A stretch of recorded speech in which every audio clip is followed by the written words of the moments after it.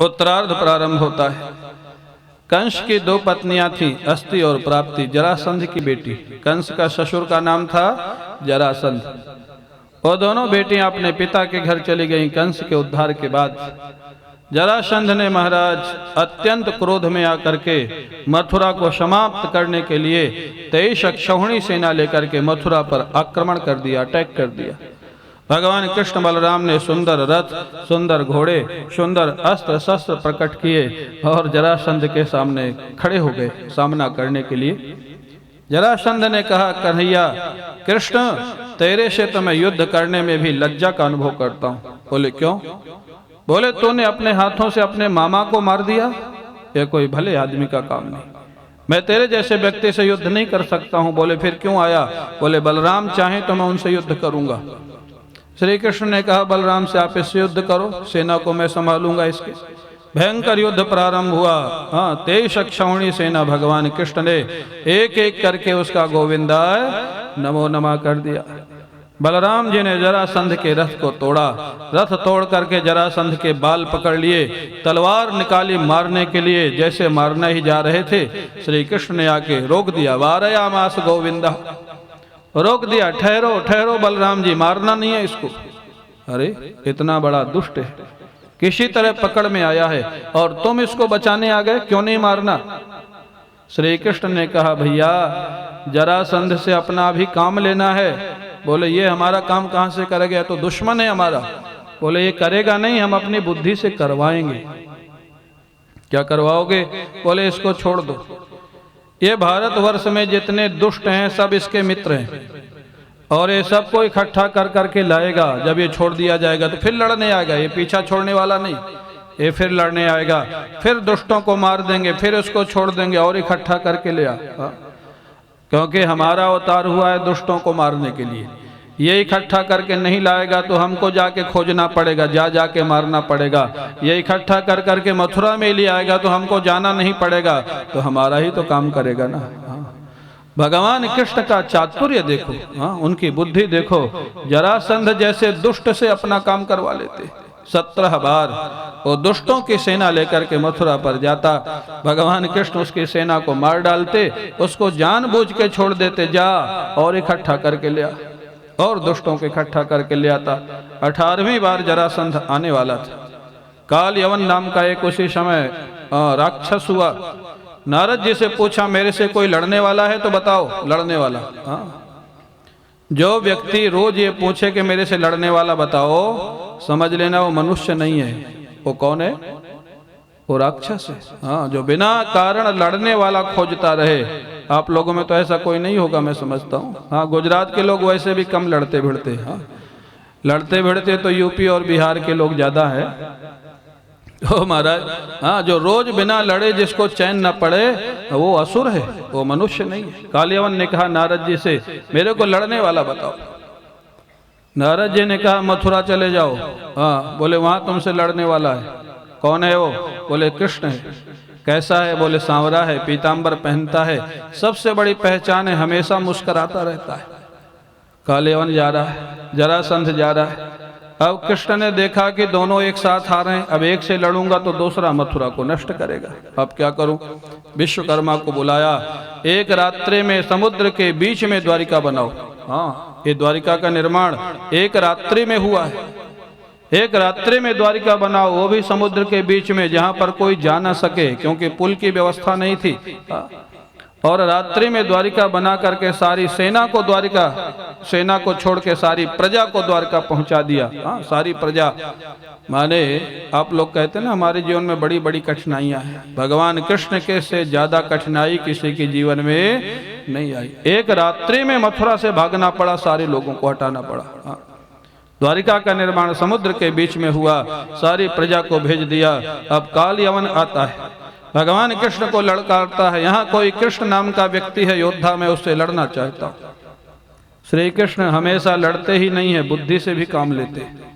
श्री कृष्ण बिना सेना के, बिना हथियार के सामने आके खड़े हो गए कालियवन के।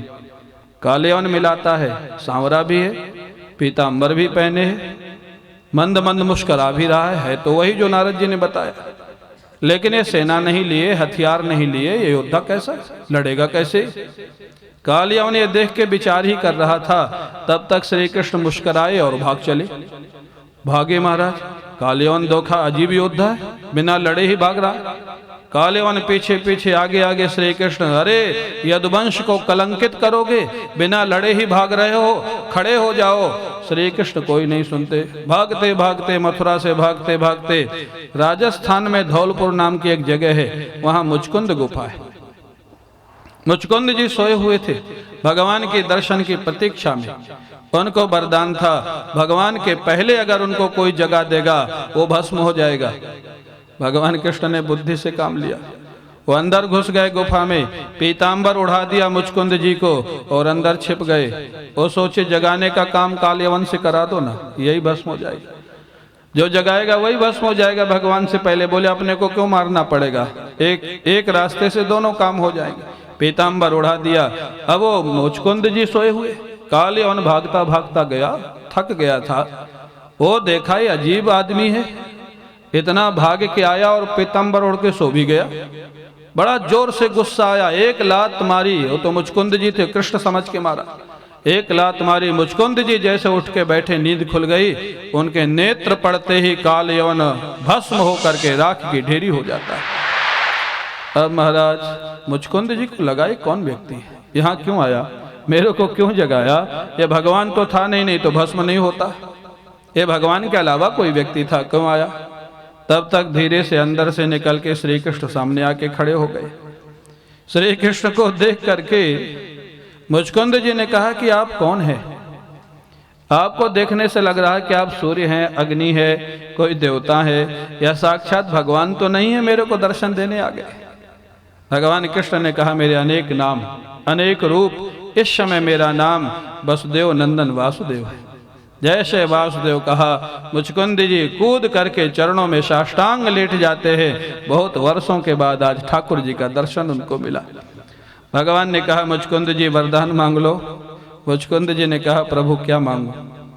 इस दुनिया का राजा मैं स्वयं था, दुनिया का राजा बन करके मैंने देख लिया है, इस दुनिया में कहीं सुख शांति मिलने वाली नहीं है और स्वर्ग में भी सुख शांति नहीं है। आप देना ही चाहते हैं तो मेरे को अपने धाम गोलोक में निवास दे दीजिए और अपने चरणों की सेवा दे दीजिए। मुचकुंद जी ने मांगा तो बहुत अच्छा वरदान। भगवान मुस्कुराए, बोले जरूर दूंगा, लेकिन एक जन्म के बाद। एक जन्म के बाद क्यों? बोले कलयुग में एक जन्म आपको लेना है, भक्ति का प्रचार करना है। और वही मुचकुंद जी भगवान के संकल्प से आपके गुजरात में आकर के नरसिंह मेहता बन करके जन्म लेते हैं, जो सारे भक्तों की भक्ति का प्रचार करते, वही मुचकुंद जी थे। भगवान के आदेश पा करके जन्म से जिनके जीवन में इतनी भक्ति थी। नानी बाई का मायरा तो आप लोगों ने सुना ही है, कितना प्रसिद्ध है। नरसिंह मेहता को 52 बार भगवान ने दर्शन दिए इसी कलयुग में, 52 बार। और केवल दर्शन नहीं दिए, लीलाओं में शामिल हो गए। उनकी गाड़ी टूट जाती थी तो कारपेंटर बन के आ जाते थे, गाड़ी ठीक कर देते थे। बेटी का भात भरना होता था तो महाराज भाई बन के आ जाते थे। क्या क्या काम नहीं किया उनका। वो नरसिंह मेहता गुजरात में आकर के महाराज भगवान की भक्ति का प्रचार किया, सारे देश में भक्ति का प्रचार हुआ, वही मुचकुंद जी थे। भगवान ने काल यवन का उद्धार किया। उसके बाद वापस आए, जरासंध आ गया मथुरा में आक्रमण करने के लिए, मथुरा से फिर भागे। हाँ, भगवान कृष्ण भागने में बड़े कुशल। हाँ, जहाँ कोई आया इतना तेज भागते, इतना तेज भागते कोई पकड़ ही नहीं सकता। मथुरा से भागे भागे कहाँ गए जानते हो? दूसरी बार जब भागे मथुरा से भाग के कहाँ पहुंचे मालूम है? कहाँ पहुंचे? जूनागढ़, गिरनार। हाँ, भारतवर्ष में कहीं पर किसी पे आपत्ति आती है ना तो भाग के गुजरात ही आता है। अभी भी आता है, टाटा उधर से भागा है ना इधर। तो महाराज गुजरात के लोग बड़े भले। हाँ, कोई भी आ जाए सबको बड़े प्रेम से रखते हैं महाराज।